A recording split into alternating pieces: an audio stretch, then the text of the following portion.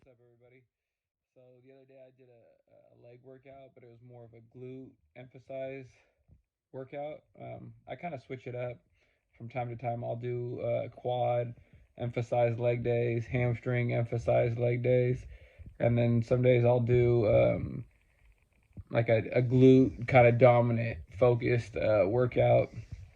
So I'm just gonna go over the exercises that I did do, and kind of explain the reason why I like doing them, why they work for me, and then if you feel like you can incorporate them into your routine, feel free to do so.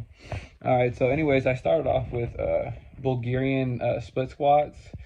Um, the way I like to do these is if I'm trying to focus more on the hamstrings and the glutes, is I narrow my stride, and you'll see in the video. Basically, what a split squat is you have one leg up on a bench, and then the other leg forward. I like to, if I want to put more emphasis on the quads, I put the leg that's out a little bit closer to the bench, as opposed to if I want basically like a narrower stance or stride or whatever you would want to call it. And then if I'm trying to focus more on the hamstrings and the glutes, my leg is a little bit further out from the bench. And I'm kind of like driving almost through my heels. And then I come down, and when I get kind of like, I feel that stretch on my hamstring, I just pretty much drive the weight up. And you can use dumbbells. You could load a barbell on your back. Excuse me. Or I just held just like plates, like that you would load onto a barbell. So whatever you feel comfortable with, you can do. And you don't have to really go. I've said this in previous videos. You don't have to go that heavy. It's more about feeling like the movement and actually feeling your the muscle you're trying to target like work, as opposed to just moving weight from point A to point B. You're not really power lifting. You're trying to grow a specific. My goal is to kind of grow and like maintain a specific body part when I'm hitting it. But yeah, so I did Bulgarian split squats. I usually do anywhere between 3 to 4 sets. I'd say 12 to 15 reps for each leg. So I'll do, like I said, 12 reps for each leg, or 15 reps. It kind of just depends on what the specific training day calls for.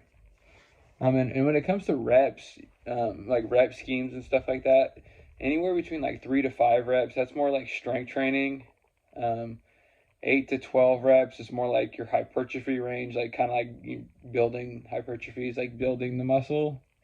And then anywhere between like 15 and up, when you start to get to the higher rep ranges, that's more of like endurance and like aerobic capacity. You're really doing high reps. That's more of an endurance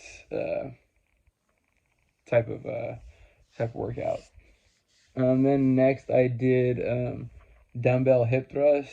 Again, with these are really glute emphasized. I have a narrower stance on my feet.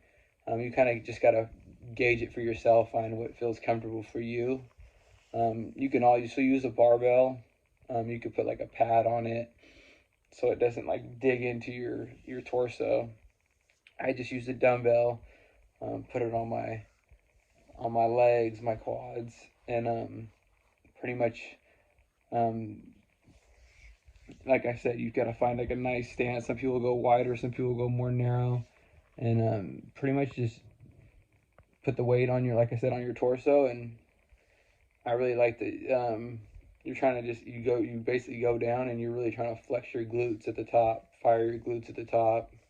I like to do like a little bit of a pause at the top, and I'll do anywhere between like in 3 to 4 sets and like 10 to 12 reps. You can also do it on the Smith machine as well. So barbell, Smith machine, and then you could do dumbbell. for hip thrust.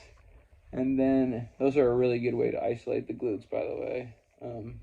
Obviously squats, stuff like that. That's going to be your bread and butter, your compound movements. But yeah, if you really want to target your glutes, hip thrust is a really good movement. And then I did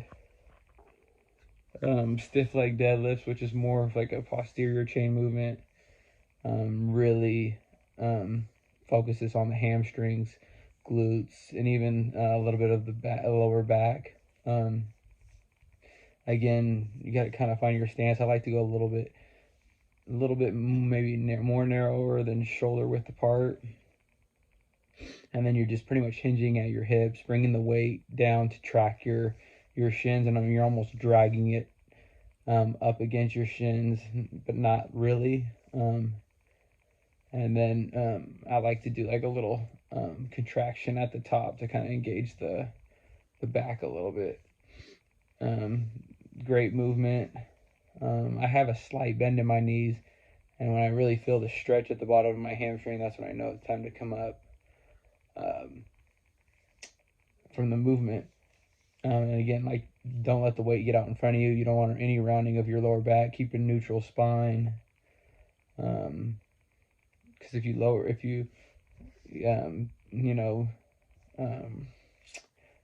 back, you could really, tweak your lower back if you pull with your back as opposed to coming up and pulling with your hamstring. And if you let the weight get out in front of you, that could get a little dangerous as well. So make sure you're keeping the weight tracking against your shin.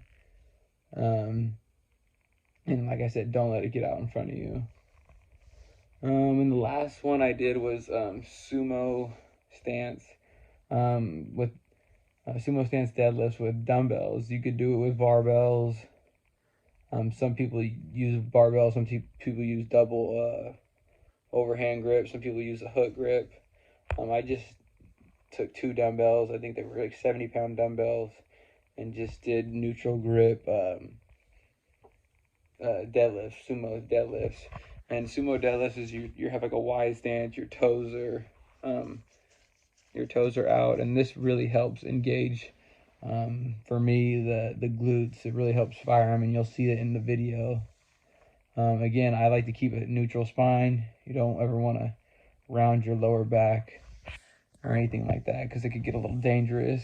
And the last thing you want to do is injure yourself, and then you're kind of, back at square one, or you're kind of rehabbing to get back into the gym. To me, it's all about being safe and effective and making sure you're using proper technique when performing these movements. And if you have a trainer local to you, ask them to help you out with performing the movements like actually live, where they could actually see and like point maybe inefficiencies out in the way you move the weight. So take advantage of those type of things. But yeah, those are my 4 probably favorite glute exercises that I incorporate. Give them a shot. Let me know what you guys think. Again, I appreciate you guys watching. Make sure you like, subscribe, comment. Feel free to share the videos.